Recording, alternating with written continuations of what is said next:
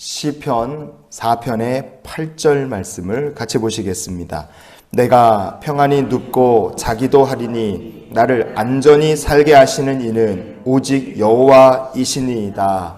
아멘. 왜 우리가 하나님을 마음에 모시고 살아야 되느냐? 그것은 하나님을 마음에 모시고 사는 사람은 내가 누구인지를 정확히 알기 때문에 그렇습니다. 더 정확히 말하면 나의 인생을 다스리시는 분이 누구신지를 알게 되기 때문에 그렇죠.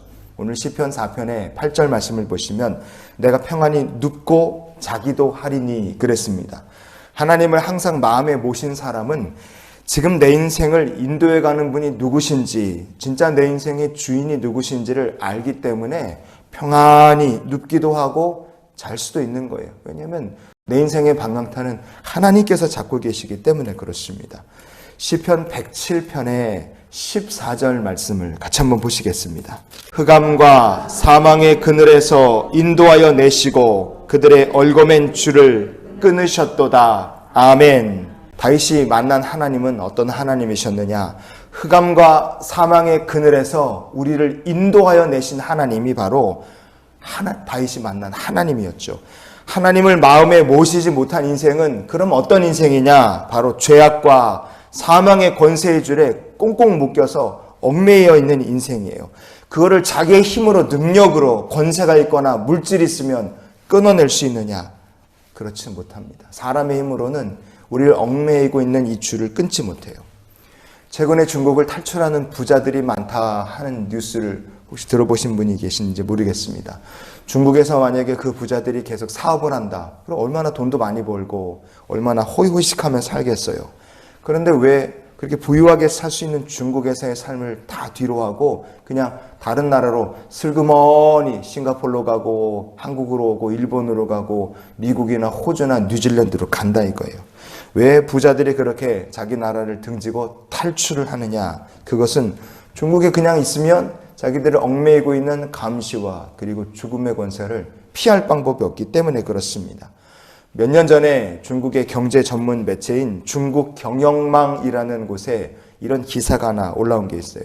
2003년 이후로 13년 동안에 중국에서 질병이나 자살이나 사고나 아니면 피살 등의 이유로 목숨을 잃고 사망한 부호들, 억만장자들이 72명이나 된다는 기사가 있었습니다. 이 사람들의 재산은 적어도 수천억, 많으면 몇 조 원 되는 사람들이었어요. 사망한 부호들 중에서요, 72명 중에서 15명이 타살돼서 죽었습니다. 17명은 자살을 했어요. 사망 당시 기준으로 자살한 17명의 부호들의 평균 나이가 50살에 불과했습니다. 72명 중에 7명은요, 원인 불명의 사고로 목숨을 잃었어요. 재산이 수천억에서 수조 원 넘는 사람들이 원인을 모르는 사고로 죽었다? 진짜 이상한 거죠. 72명의 부호 중에서 14명은 사형을 당해서 죽었고요. 19명은 질병으로 세상을 떠났는데 참 공교롭게도 19명 중에 10명, 반절이 넘는 사람들이 60살도 되지 않은 나이에 심장마비로 죽었습니다. 우연의 일체라고 하기에는 참 이상한 일들이 많이 일어난 거죠. 그래서 이러저러한 이유로 중국에서 불과 10년 사이에 72명이나 되는 부호들이 죽었고 그들의 사망 당시 나이를 기준으로 해도 평균 나이가 48살에 불과했습니다.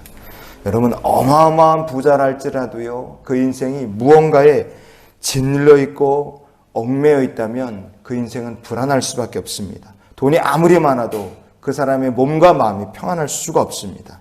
그러나 이 세상을 사는 동안에 사람이 어떻게 평안히 눕고 잘 수 있겠습니까? 그 비결은요, 하나님께서 우리의 삶의 얽어맨 모든 줄을 끌어내어 주실 때 그 인생이 참으로 평안히 눕고 잘 수 있는 인생이 되는 줄 믿습니다. 그래서 요한복음 8장 36절 말씀해 보시면 그러므로 아들이 너희를 자유롭게 하면 너희가 참으로 자유로우리라 예수님 말씀하셨어요. 예수 그리스도를 구주로 영접한 사람들은 하나님의 자녀가 되었고 하나님의 자녀가 된 이들은 참 자유로울 것이다. 주님이 약속하셨으니 주의 말씀하신 대로 살아가는 우리 모두가 될 수 있기를 원합니다. 두 번 다시 마귀의 권세, 세상의 근심 걱정에 붙들려 매서 얽매임을 당하는 삶이 아니라 근심 걱정의 줄을 끊어내신 십자가의 사랑에 묶인 인생이 되시기를 축복합니다. 어떻게 살면 우리가 참으로 평안히 눕고 잘 수 있을까? 성경 말씀대로 살면 되는 줄 믿습니다. 오늘 말씀의 결론으로 잠언 27장의 18절 말씀을 같이 보시겠습니다. 무화과 나무를 지키는 자는 그 과실을 먹고 자기 주인에게 시종 드는 자는 영화를 얻느니라. 아멘. 무화과 나무를 지키는 자다. 바로 하나님께서 약속하신 축복받는 삶을 그냥 지켜나가는 사람입니다. 그러니까 믿음으로 하나님 섬기며 사는 사람이죠. 그리고 내 인생의 참된 주인이 되시는 하나님을 섬기며 하나님의 말씀에 순종하며 사는 사람, 바로 그런 성도들에게 하나님께서 영화를 더하여 주실 줄 믿습니다. 그래서 우리가 이런 기도로 오늘을 살았으면 좋겠어요. 하나님, 오늘도 주님 안에서 평안을 누리는 하루가 되게 주시옵소서. 오늘도 살아계신 하나님과 동행할 때 우리의 삶이 평안히 누울 수 있고 잘 수 있는 삶이 되는 줄 믿습니다. 오늘도 믿음의 삶을 지킬 때 우리의 참 주인 되신 하나님께서 우리의 삶에 영화롭게 하시고 쌓아두신 복을 주시는 귀한 날이 될 줄 믿습니다. 하나님과 동행하시는 복된 성도들이 되시기를 예수님 이름으로 축원을 드립니다.